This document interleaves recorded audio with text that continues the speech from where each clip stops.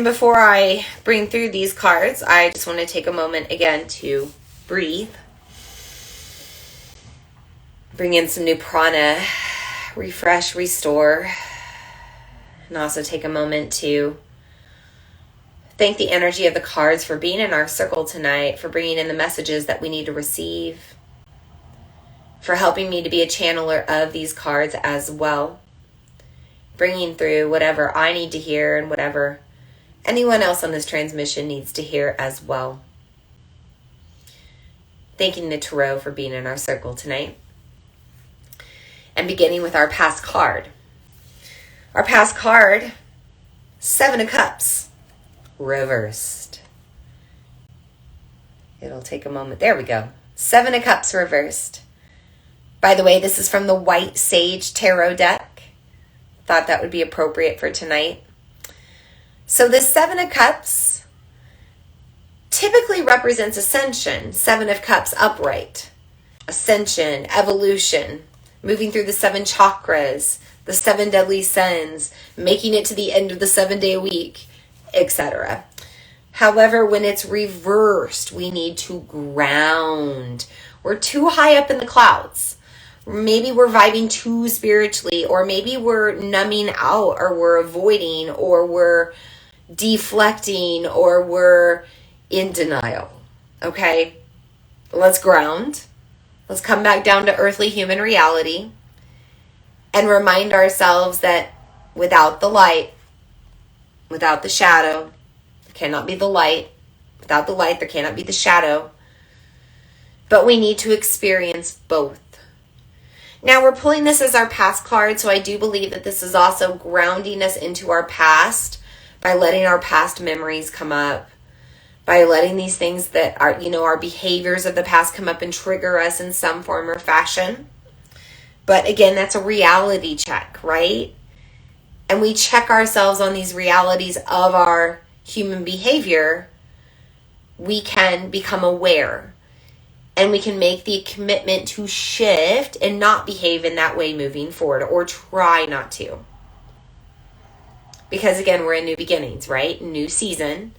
But that new season began on September 22nd. When we first began with the first day of autumn in Libra season.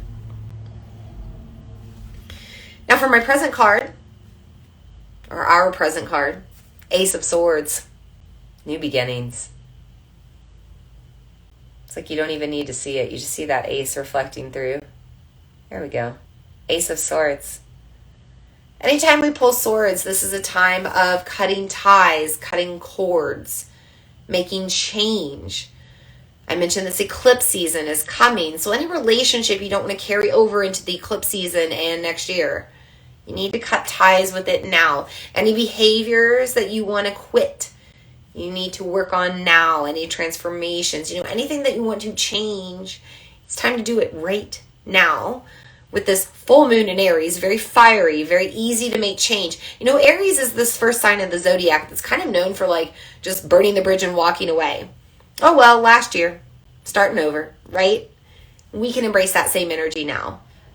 So the Ace of Swords is coming in to say, yes, make the change, cut the cord, cut the tie, whatever you need to do, transform your energy and transform your life. Cut ties with your old self. You are not the same person that you were before. You are not the same person that you were 10 years ago. You are not the same person now that you were before you began your spiritual journey. Cut ties with those old selves. Don't let them define you anymore.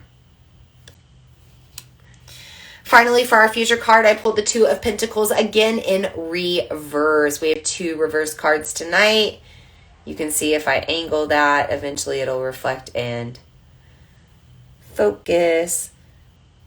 So anytime we pull the 2 of Pentacles reverse is a bit of a reminder to keep going, to keep working through those karmic cycles, those karmic loops, to work to break the karmic cycles, the karmic loops. If you're on a journey of cultivating some sort of, magic or craft or skill or business or relationship or whatever it may be, or self, new life, whatever it is, know that the journey is going to have its ups and downs. It's go with the flow.